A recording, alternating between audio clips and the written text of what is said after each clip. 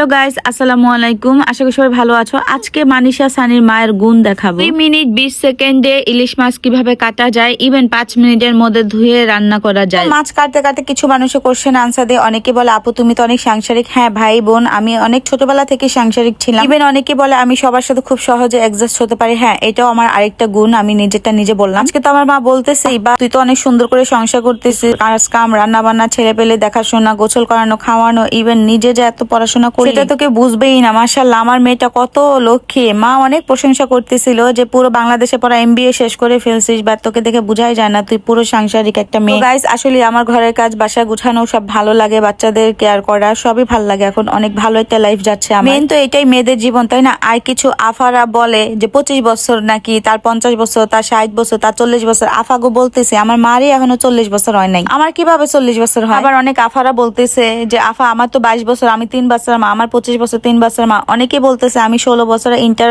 Complete করছি, আপনার তো 18 তো করছে। যাই হোক, এত এক্সপ্লেন দেওয়ার মতো কিছু নাই। তোমাদের তো আগেই বলছে, ভালো লাগলে আমার ভিডিও দেখো, না লাগলে নাই। আল্লাহর কাছে লাখ লাখ শুকরিয়া, 25 বছর বয়সে স্বামী, সংসার, 2 বাচ্চার মা, সবকিছুই পাইছি জীবনে। কথাই আছে আল্লাহ মন বুঝে ধুন দেয়। যাই হোক, তোমাদের সাথে ঝগড়া করতে করতে আমার মাছ কাটা শেষ। দেখলাম আমার ইলিশ মাছটা ধুয়ে নিছি। আমার দাদির কাছে শুনছি ইলিশ মাছ নাকি এত ধোয় না, অল্প একটু ধুতে হয়। ইলিশ মাছ লবণ দিয়েও ধোয় না, জাস্ট আমি 2-3টা ধোয়া দিয়ে মশলা দিয়ে দিতেছি আমার মতন করে। এখন অনেকে বলবা কি কি মশলা দিছে, এখানে হলুদ মরিচ আর একটু ধনিয়ার গুঁড়া দিয়ে লবণ দিয়ে মাইখা কিছুক্ষণ রেখে দিব ম্যারিনেট করে। এখন আবার কিছু আফারা করবে হ্যাঁ মার বলে 40 বছর হয় নাই। বাইরে ভাই কথার কথা বললাম। আর আমার আরেকটা সিক্রেট কথা বলি, সেটা হয়েছে আমি কখনো রান্না ওইভাবে শিখি নাই। হ্যাঁ, রান্না করতে গিয়ে জিজ্ঞাসা করছে কিভাবে কিভাবে রান্না করবে, আমার দাদি বলে দিছে, ওইভাবে আমি রান্না করছি। আর আমি ছোটবেলা থেকে ঘর গুছানো, সংসারিক কাজ করা, রান্না বান্না আমি ছোটবেলা থেকেই দাদির পাশে পাশে করতাম, আমার মাকে হেল্প করতাম, ওইখান থেকে আমার শেখা। আমার মনে হয় রান্না হচ্ছে একটা আর্ট, মনের মাধুরী দিয়ে রান্না করলে সেই রান্না সবসময় ভালোই হয়। তোমাদের আমার একটা ছোট্ট একটা গল্প শোনাই। তখন মনে হয় আমার বয়স 11 কি 12 হবে, 12 হয় নাই। তো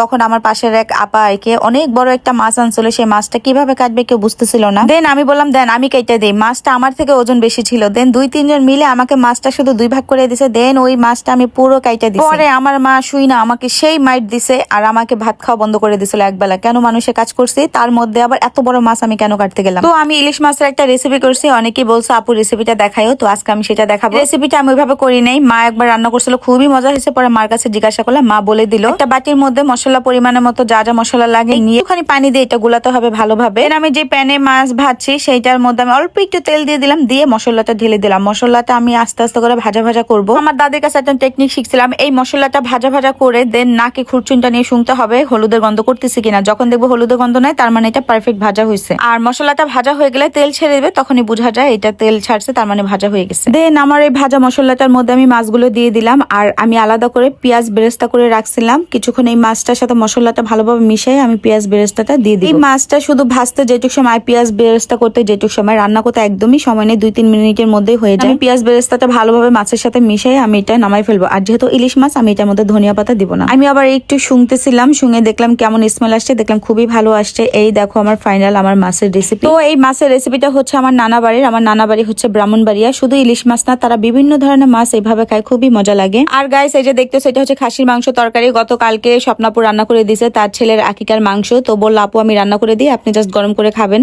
আহা কি ভালোবাসা! সে আমার বাসায় অনেক খাবার রান্না করে করে পাঠায়, জানে আমি একদিন রান্না 2 দিন রান্না করি না। বিশেষ করে তো হিদুল হুটকি ভর্তাটা খুবই মজা লাগে আপুর হাতে। তাছাড়া আজকে রান্না চিংড়ি মাছ ছিল, ডাল ছিল, দেন আমি পোলাও রান্না করলাম। আমার মেয়ে রাতে বলতেছে মা কালকে পোলাও রান্না করবা, ইলিশ মাছ দিয়ে খাবো। পোলাও রান্না প্রসেসিং তো সবাই জানো। পেঁয়াজটা হালকা একটু ভেজে ভেজে তার সাথে ঘি দিয়ে দিব। ঘি দেওয়ার পরে একটু আদা বাটা, রসুন বাটা, জিরা বাটা দিয়ে একটু বেরেস্তার মতো করে পোলার চালটা দিয়ে ভাজা ভাজা করে দেন আমি পানি দিয়ে দিব, লবণ দিব, তার মধ্যে একটু দুধ গুলাই দিয়ে দিব। এইটু পোলাও রান্নার রেসিপি। তো যেটা আমি তোমাদের সাথে আরেকটা কথা শেয়ার করবো, আমার ছোট্টবেলার কথা। সেটা হচ্ছে গাইস, আমি ছোটবেলা থেকে একটু লোভী ছিলাম, সেটা হচ্ছে মানুষের ভালোবাসা। আজকে আমি কিছু কথা বলবো, সেটা আমার মাও জানবে, আমার হাজবেন্ডও জানবে। সেটা হচ্ছে গাইস, আমি মানুষের ভালোবাসার জন্য পাড়া প্রতিবেশীর মানুষের তারা যা বলতো আমি সেটাই করতাম। যেমন ঘরে থেকে চাল ডাল তেল, আমার মা দাদি পান খেত, সুপারি জর্দা, ইভেন রসুন পেঁয়াজ হলুদের গুঁড়া মরিচের গুঁড়া বাসা থেকে সব দিয়ে দিয়ে তাদের সাথে আমি ভাব দিতাম, ভালোবাসা নিতাম। তো গাইস, সেটা হচ্ছে খুবই ছোটবেলার কথা, আমার তখন 4-5-6 বছরের বেশি হবে না তখনের কথা। তো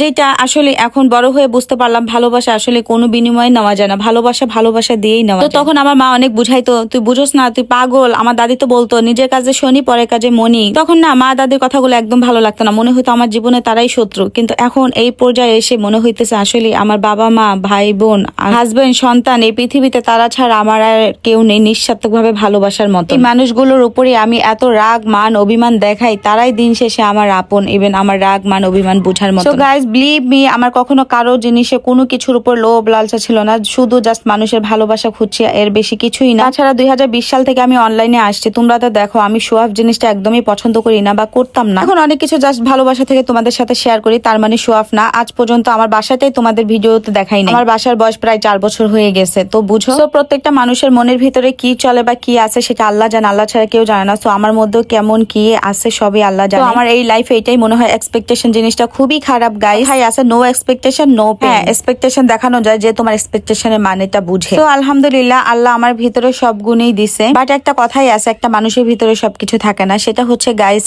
আমি অনেক সাংসারিক, বাট আছে না নাচ গান মেকআপ করা, এই মেহেদি পরানো, এগুলো আমি পারি না, বাট আমি চেষ্টা করি, ভালো লাগে দেয়, সেটাই কিছু না। আর আমার ভালো লাগাগুলো আমার হাজবেন্ড অনেক প্রাধান্য দেয়, অনেক মানে মূল্যায়ন দেয়, এর জন্য আমি করি। ভালো লাগা থেকে ভালোবাসা থেকে আর কিছুই না। সো আজকে অনেক মানিশা বাবাকে অনেক মিস করতেছিলাম। মানিশা বাবা ইলিশ মাছ আর পোলাও খুব পছন্দ। তোমাদের একটা সিক্রেট কথা বলি, আমার জামাই কিন্তু মাছ বাইচা খাইতে পারে না। সে মাছ খেলে শুধু আমার সাথেই খায়, আমি তাকে বেছে বেছে দিতে হয়, সে কাটা অনেক ভয় পায়। আমার বাসায় যখন চিকেন কারি ইলিশ মাছ পোলাও রান্না করি, তাকে খুব মিস করি। তো গাইস যেটা আমি শুধু সাংসারিক, আমি নিজেকে গুছানো নিজেকে পরিপাটি করা বুঝতাম না, বাট এখন একটু একটু শিখতেছি নিজেকে গুছানো পরিপাটি রাখা বুঝা। তো মানিশা বাবা আমাকে সবসময় বলতো, তোমাকে আমার এত ভালো লাগার একটাই কারণ, সেটা হচ্ছে এই যুগে হয়ে এত সরল সহজ, এত বোকা শোকা, এত সাদা সিধা মেয়ে আমি কখনো দেখিনি। কিন্তু জীবনে এখন এসে মনে হচ্ছে না, এত সাদা সিধা দেখালে না কারো কাছে দাম পাওয়া যায় না। বাট এবার অনেক কথা বলে ফেললাম, আমি জানি অনেকেই আছো আমাকে অনেক ভালোবাসো। সো তাদের জন্য আমার তরফ থেকে অনেক অনেক ভালোবাসা। সো তোমরা আমার ছেলে মেয়ের জন্য অনেক দোয়া করো। যে যেখানে আছো ভালো থাকো, সুস্থ থাকো। Thanks for watching my blog. Bye bye, tata.